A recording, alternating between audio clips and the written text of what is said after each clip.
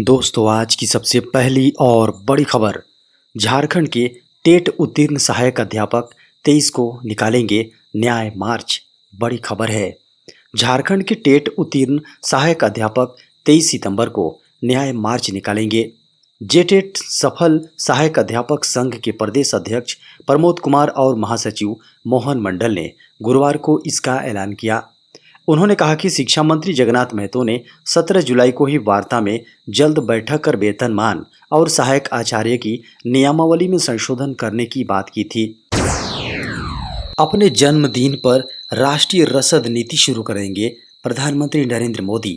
प्रधानमंत्री नरेंद्र मोदी 17 सितंबर को अपने जन्मदिन पर विज्ञान भवन में राष्ट्रीय रसद नीति का शुभारंभ करेंगे। रसद नीति का उद्देश्य रसद लागत को कम करना और वैश्विक बाजार में घरेलू सामानों की प्रतिस्पर्धात्मक में सुधार करना है। राष्ट्रीय रसद नीति के लागू होने से देश की अर्थव्यवस्था को फायदा होगा। किडनी ट्रांसप्लांट के लिए लालू यादव जा सकेंगे सिंगापुर।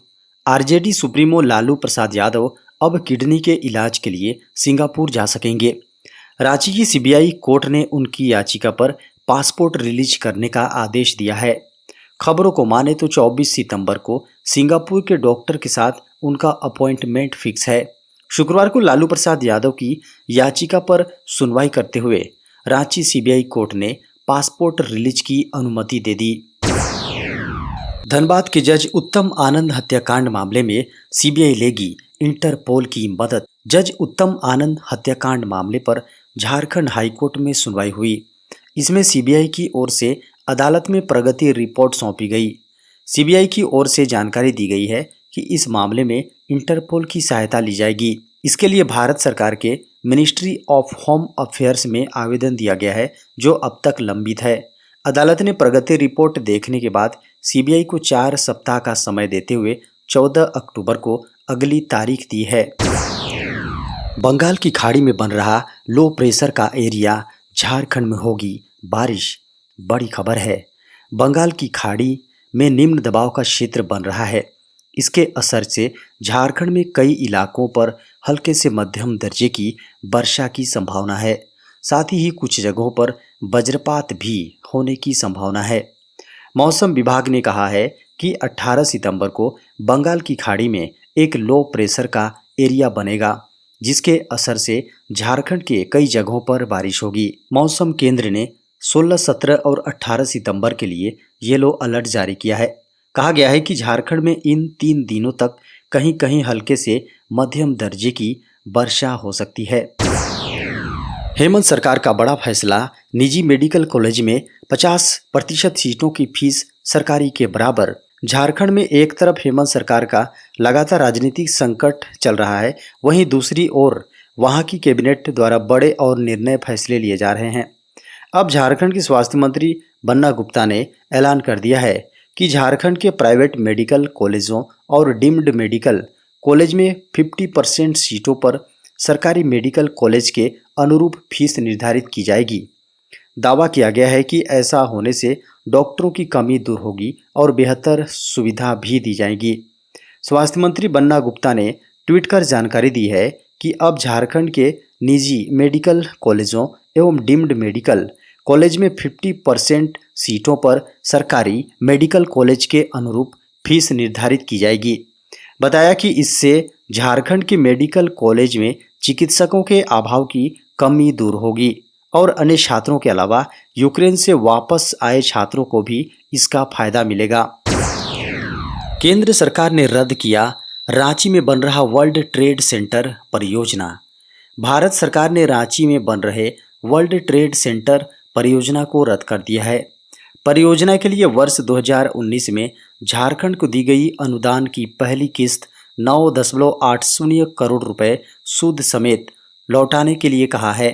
1 सितंबर को हुई भारत सरकार के वाणिज्य एवं उद्योग मंत्रालय के trade infrastructure for export scheme की इम्पावर्ड कमेटी की बैठक में झारखंड की राजधानी रांची में निर्माणाधीन वर्ल्ड ट्रेड सेंटर परियोजना रद्द करने का फैसला किया गया। इसके कारण अनुदान की पहली किस्त आवंटित होने के 2 साल बाद भी निर्माण कार्य में आवश्यक प्रगति नहीं होने बताया गया है। चाइनीज लोन ऐप पर ईडी का एक्शन। प्रवर्तन निदेशालय यानी ईडी ने चीनी लोन ऐप के मामले में बड़ी कार्रवाई की है। ईडी ने पेटीएम, इज़बुज़, रेजर पे और कैश फ्री के बैंक खातों और वर्चुअल अकाउंट्स में रखे 46.67 करोड़ रुपए फ्रीज कर दिए हैं। ईडी ने कुछ दिन पहले ही चीनी लोन ऐप मामले में इन कंपनियों के दफ्तरों पर छापेमारी की थी। ईडी ने 14 सितंबर को दिल्ली, गाजियाबाद, लखनऊ, मुंबई, बिहार, गया समेत 6 ठिकानों पर छापे मारे थे। इसके अलावा ईडी ने एचपीजेड लोन ऐप के खिलाफ दर्ज मनी लॉन्ड्रिंग मामले में दिल्ली, गुरुग्राम, मुंबई, पुणे, चेन्नई, हैदराबाद, जोधपुर और बेंगलुरु में पेमेंट कंपनी के 16 ठिकानों पर छापेमारी की थी। सीएम हेमंत सोरेन ने कहा, बिल्डर कॉन्ट्रैक्टर को स्थानीय मजदूर से ही कराना होगा काम। झारखंड के मुख्यमंत्री श्री हेमंत सोरेन ने कहा है कि झारखंड के मजदूर वर्ग को उनका हक अधिकार मिलता रहे, इसके लिए जल्द ही राज्य सरकार एक नियमावली बनाएगी। हमारे राज्य के मजदूरों का एक बड़ा हिस्सा दूसरे राज्य के बिचौलिया तथा ठेकेदार लेकर जा रहे हैं। उन्होंने कहा, हमारी सरकार एक नियम बनाने जा रही है जिसमें सभी कॉन्ट्रैक्टर, बिल्डरों आदि निर्माण कार्य से जुड़े संस्थानों को स्थानीय मजदूरों के साथ काम करने की बाध्यता रहेगी।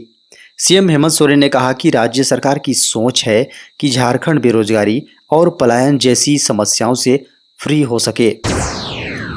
रेल यात्रियों के लिए बड़ी खुशखबरी, फिर शुरू होगी कोरोना काल से बंद ये सुविधाएं। ट्रेन में सफर करने वाले लोगों के लिए बड़ी खुशखबरी है। 20 सितंबर से ट्रेन में यात्रियों को खास सुविधा मिलेगी। रेलवे की ओर से इस बारे में जानकारी दी गई है। अगर आप भी आने वाले दिनों के लिए रजिस्ट्रेशन करा रखा है तो आप जरूर जान लें।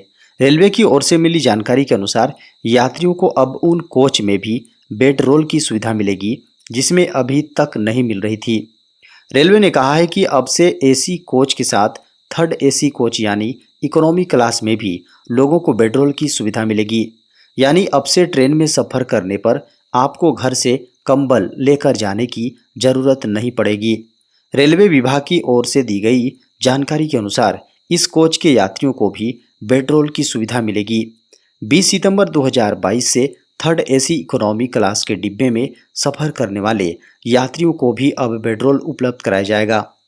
बता दें कि अभी तक थर्ड एसी इकोनॉमी क्लास में बेड रोल रखने की जगह की परेशानी होती थी।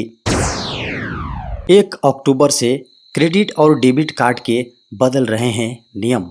डेबिट और क्रेडिट कार्ड के लिए ऑनलाइन भुगतान के नियम 1 अक्टूबर 2022 से बदलने जा रहे हैं, क्योंकि भारतीय रिजर्व बैंक यानी आरबीआई कार्ड ऑन फाइल टोकनकरण मानदंड प्रभावी होंगे। आरबीआई के नियम, जी हां, आरबीआई नियम धोखाधड़ी और ग्राहकों के कार्ड की चोरी की जानकारी को बचाने के लिए उपयोगकर्ताओं के कार्ड विवरण को बचाने के लिए किसी भी प्लेटफॉर्म को प्रतिबंधित करने की तैयारी में है।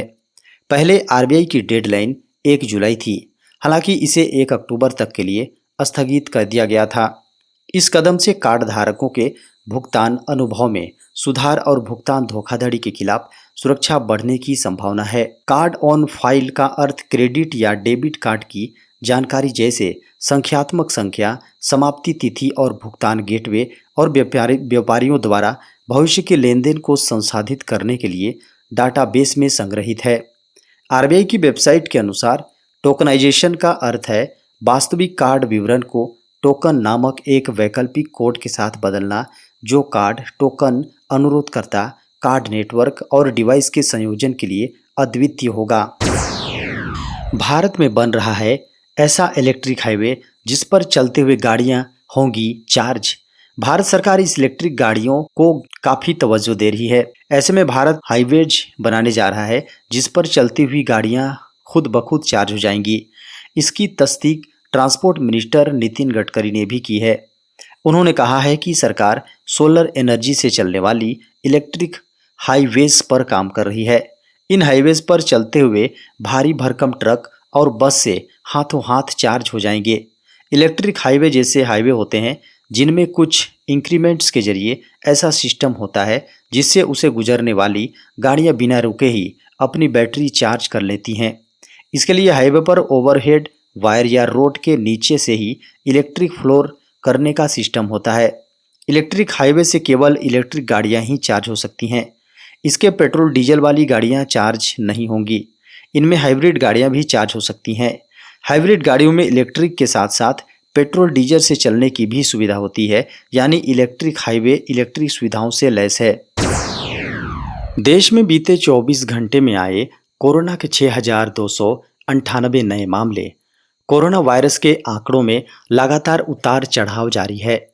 केंद्रीय स्वास्थ्य मंत्रालय द्वारा गुरुवार को जारी आंकड़ों के अनुसार भारत में पिछले 24 घंटे में कोरोना के 6,298 नए मामले सामने आए। वहीं बीते एक दिनों में 5,916 लोग कोरोना से रिकवर हुए हैं। देश में कोरोना रिकवरी दर फिलहाल 98.71% है। देश में कुल रिकवरी का आंकड़ा 4,39,41,840 तक पहुंच गया। स्वास्थ्य मंत्रालय के आंकड़ों के अनुसार भारत में कुल कोविड-19 सक्रिय मामलों की संख्या 46,389 है। स्वास्थ्य मंत्रालय के आंकड़ों के अनुसार 24 घंटे की अवधि में सक्रिय कोरोना केस लोड में 359 मामलों की वृद्धि दर्ज की गई है। मंत्रालय ने कहा है कि सक्रिय मामलों में कुल संक्रमण का 0.10% शामिल है। देश में अब कोरोना से मरने वालों की कुल संख्या 5,28,273 है।